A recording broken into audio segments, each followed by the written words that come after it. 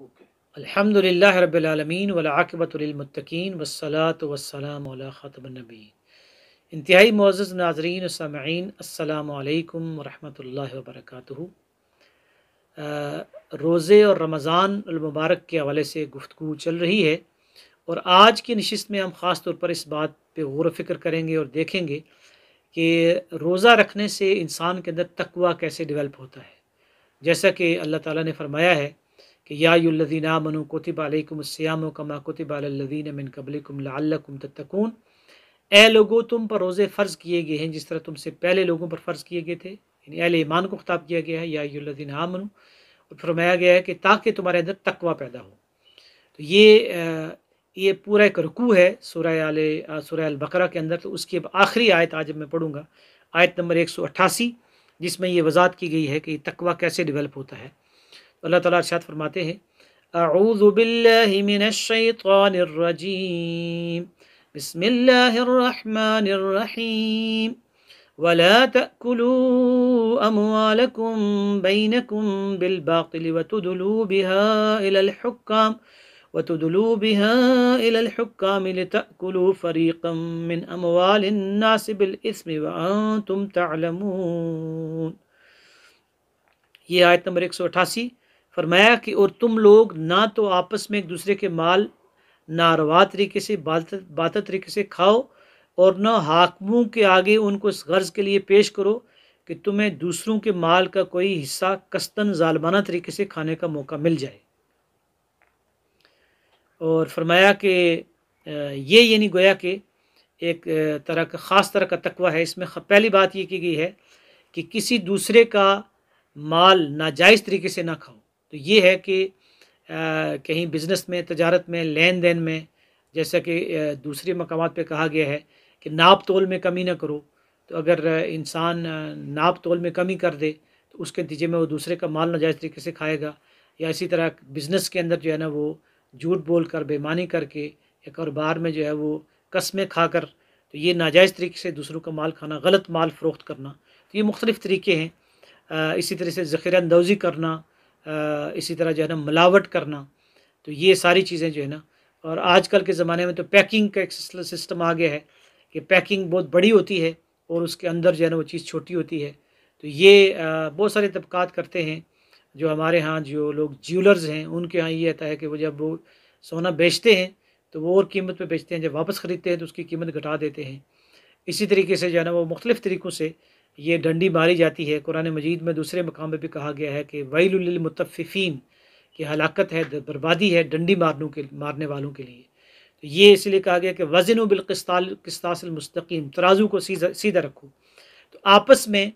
ये जो लेन देन है, तजारत है, और इसी तरह दीगर मामलात में झूठ बोलकर, धोखा देकर, फ्रॉड करके किसी का माल खाना, फरमाया कि ये भी तकवा के ख़िलाफ़ है। वला तअकुलू अमवालकुम बैनकुम बिल बातिल,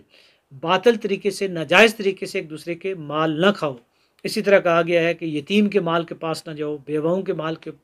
पास ना जाओ। फिर एक ख़ास बात जो यहाँ की गई है वो है कि वला तुदलू बिहा इलल हुक्काम लितअकुलू फरीक़म मिन अमवालिन नास। और फिर ये कि जो हाकिम लोग हैं, जो अथॉरिटी वाले लोग हैं, तो उनको वो माल इस तरीके से ना दो कि तुम दूसरों के माल जो है ना वो नाजायज़ तरीके से खा जाओ। हमारे यहाँ हम जानते हैं कि जो लोग, जिनके पास कोई अथॉरिटी होती है, कोई प्लाट दे सकता होता है, तो वो उसको रिश्वत देकर वो प्लाट किसी का अपने नाम लगवा लेना,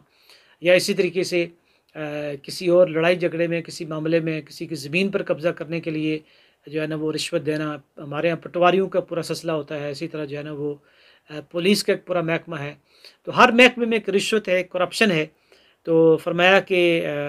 लितअकुलू फरीक़म मिन अमवालिन नास बिल इस्म, कि तुम गुनाह करके दूसरों का माल खाओ, व अंतुम तअलमून, और तुम्हें इल्म भी हो। तो ये फरमाया गया है कि कम अज़ कम जो तकवा इंसान के अंदर पैदा हो, इतना अल्लाह ताला का डर पैदा हो कि पहले तो ये देखे कि जो माल वो कमा रहा है तो वो हलाल है या नहीं। किसी का नाजायज़ माल तो उसने जो वो कब्ज़ा नहीं कर लिया। इसलिए कि हदीस के अंदर ये कहा गया है कि एक शख्स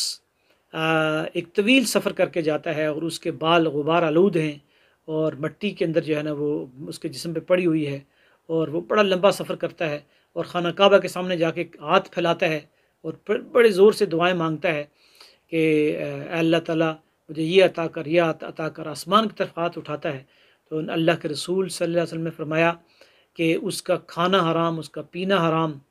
تو کیسے اس کی دعا قبول ہوگی؟ تو ہمارے یہاں ہم دیکھتے ہیں کہ یہ جو اللہ تعالیٰ نے پہلے بھی کہا ہے، اسی پورے سلسلہ کلام کے اندر یہ کہا گیا ہے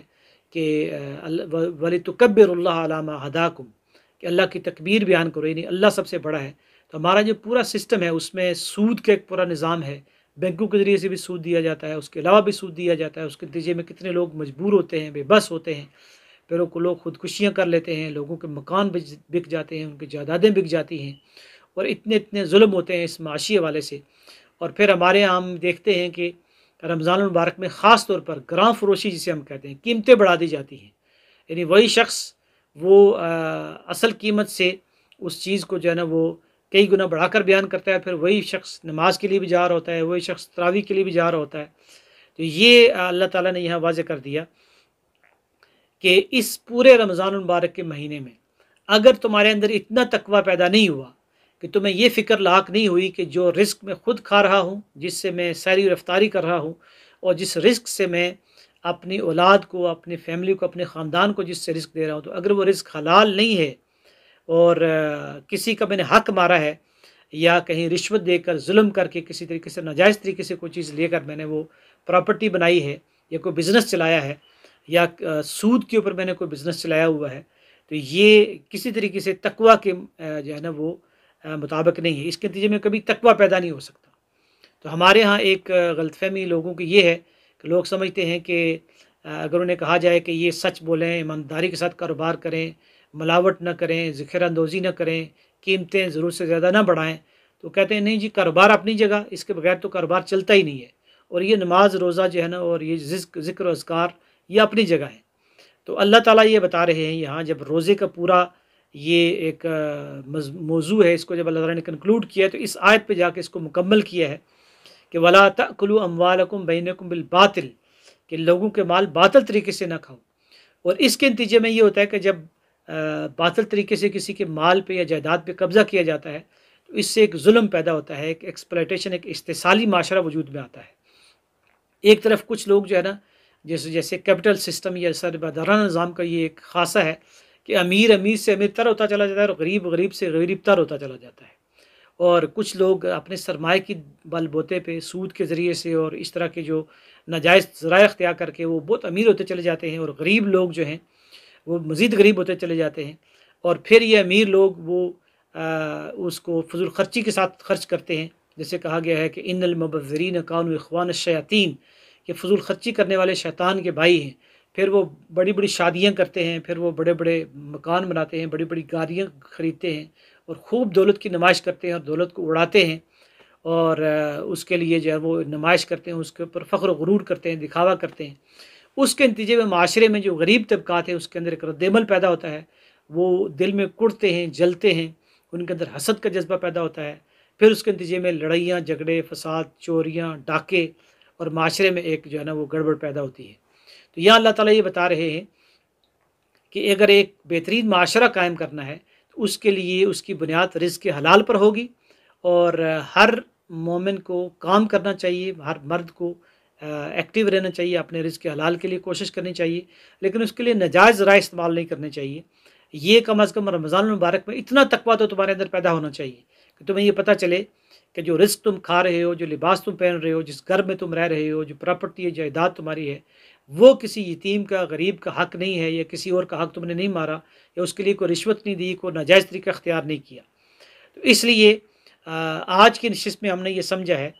کہ روزے کے نتیجے میں جو بنیادی تقوی اللہ تعالیٰ پیدا کرنا چاہتا ہے وہ یہ ہے کہ کم از کم اتنا شعور انسان کے اندر پیدا ہو جائے کہ حلال کیا ہے، حرام کیا ہے، جائز کیا ہے، ناجائز کیا ہے، صحیح کیا ہے، غلط کیا ہے۔ اور یہ ہے دراصل وہ تقوی جس کے بارے میں اللہ تعالیٰ نے شروع میں جس کا جہاں سے آغاز کیا تھا، اور پھر یہاں آخر میں بھی آیت نمبر 187 کا اختتام بھی اسی کے اوپر ہوا، کذالک یبین اللہ آیاتہ للناس لعلہم یتقون، کہ اسی طرح اللہ تعالیٰ اپنی آیات کھول کر تمہارے لیے بیان کرتا ہے تاکہ لوگوں کے اندر تقوی پیدا ہو۔ اور پہلی آیت میں یہ کہا گیا تھا کہ یا ایھا الذین آمنوا کتب علیکم الصیام کما کتب علی الذین من قبلکم لعلکم تتقون، اے ایمان والو تمہارے اوپر روزے فرض کر دیے گئے جس طرح تم سے پہلے لوگوں پر فرض کیے گئے تھے، تاکہ تمہارے اندر تقوی پیدا ہو، تاکہ تمہارے اندر تقوی کی صفت پیدا ہو، تاکہ تم اللہ کے نافرمانی سے بچ جاؤ اور اللہ تعالیٰ کی حرام کردہ چیزوں سے تم دور رہو۔ تو اسی لیے حدود اللہ کا بھی ذکر کر دیا گیا۔ تو معزز ناظرین و سامعین، رمضان المبارک کے حوالے سے اللہ تعالیٰ نے جو سورۃ البقرہ میں یہ آیات بیان کی ہیں جو آپ کے سامنے پڑھی گئی ہے، آیت نمبر 183 سے لے کر 183 سے لے کر 188 تک، اس میں پورا رمضان کا ایک جو ہے نا اس کے مقاصد سارے کے سارے واضح کر دیے گئے ہیں، اور ان آیات کو آپ خود بھی مطالعہ کریں، ان پہ غور و فکر کریں اور ان کی تفسیر پہ پڑھیں اور دیکھیں کہ اللہ تعالیٰ کس طریقے سے تقوی کی صفت ہمارے اندر پیدا کرنا چاہتا ہے۔ اللہ تعالیٰ سے دعا ہے کہ وہ ہمیں اس مبارک مہینے میں وہ تقوی پیدا کرنے کی توفیق عطا فرمائے جو اس روزے کے اس مہینے کا مقصد ہے، اور ہمیں رزق حلال کمانے اور اپنے اہل و عیال کو کھلانے کی توفیق عطا فرمائے جو کہ عین عبادت ہے۔ وآخر دعوانا الحمد للہ۔